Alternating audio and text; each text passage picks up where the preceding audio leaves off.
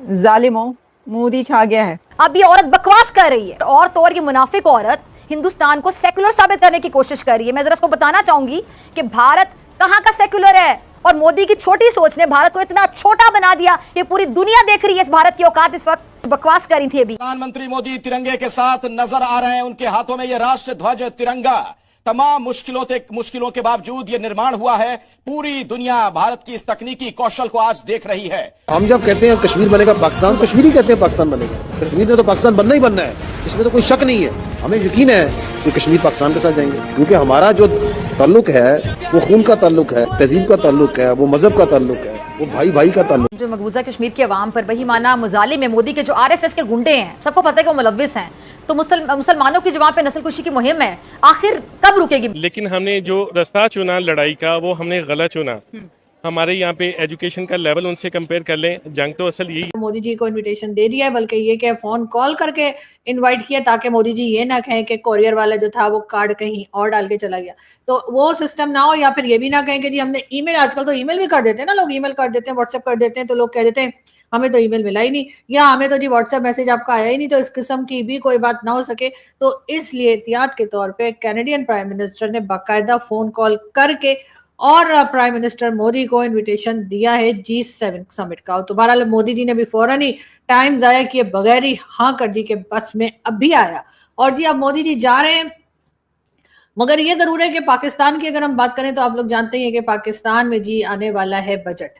और जब पाकिस्तान में बजट की बात होती है तो उसके साथ ही साथ कई दूसरी चीजें निकल आती हैं। वैसे तो अभी फिलहाल तो कहा यही जा रहा है कि जी जो डिफेंस बजट है उसको 18% तक बढ़ा दिया जाएगा, क्योंकि जो ऑपरेशन सिंदूर चला था भारत की तरफ से, तो ऐसा ना हो कि वो फिर दोबारा ना। जब व्लादिमीर पुतिन ने यह बोला था कि पलटवार मेरा बहुत जोरदार होगा, शायद यूक्रेन इतना एक्सपेक्ट नहीं कर रहा था कि इतना जोरदार होगा। यूक्रेन को कैसे पता लगा कि रूस के 4-5 हजार किलोमीटर अंदर ये बॉम्बर्स खोले में रखे हैं? रूस के बॉम्बर्स की सैटेलाइट इमेज यूक्रेन को किसने दी?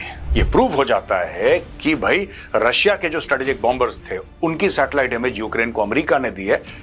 और देता ही कौन? कोई जगह ऐसी नहीं बाकी रही यूक्रेन की जहां पे त्राही त्राही ना करी हो रूस ने। ट्रंप ने लिटरली हाथ खड़े कर दिए, क्योंकि दोनों ही ट्रंप की बात नहीं मान रहे। जब तक जेलेंस्की को पैसे मिलते रहेंगे, जब तक जेलेंस्की को हथियार मिलते रहेंगे, जेलेंस्की लड़ता रहेगा। 5 संगठन 10 संगठन खड़े कर दिए और सारे 10 के 10 ठोकेंगे हमास को। इसमें आपको क्या आपत्ति? 100% झुग्गी हैं, तो उसमें जो है 30% 40% बांग्लादेशी भी हैं। सरकारी जमीन पे जहाँ भी कब्जा है, चाहे बड़े लोग हो चाहे छोटे लोग, सब जगह खाली कराना चाहिए मेरे हिसाब से। दिल्ली की सफाई हो रही है, अच्छा है, कोई ऐसी बात नहीं। रेखा गुप्ता अच्छा काम कर रही है, कोई दिक्कत वाली बात नहीं है कि वही बैठना चाहिए जो अपना देश का है। और सरकारी जमीन पे कब्जा क्यों कर रहे हैं? हाथ पैरों से कमाओ, खाओ, अपनी प्लॉट लो, उसमें रहो। नहीं, ये तो सही हो रहा है, ये तो सही हो रहा है। ये सरकार जो कर रहा है ये बहुत बढ़िया कर रहा है। हाँ तो अच्छी बात है मैडम, होना चाहिए। क्या लग रहा है कि अब इस कदम पे क्या कहेंगे जो रेखा गुप्ता दिल्ली में कर? बिल्कुल अच्छा हो रहा है, संतुष्ट हैं दिल्ली वाले? हाँ बिल्कुल, बदलाव आएगा जब हाँ भाजपा आया है तो बदलाव आएगा ही आएगा। गैर कानूनी तरीके से जो भी रह रहे हैं उनको बाहर किया जा रहा है। जो पुराने हैं, जो यहाँ के मतलब यहाँ के हैं, तो उनको घर भी दिया जा रहा है दूसरी जगह पे। इनको प्लॉट भी मिलाएगा वहाँ नरेला में।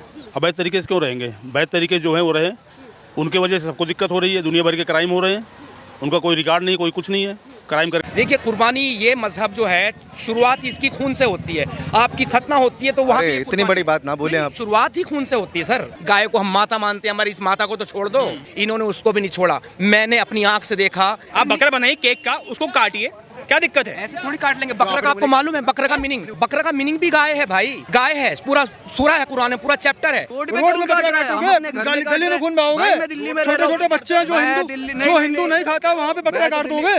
मस्जिद में काटो ना, मदरसे में काटो यार।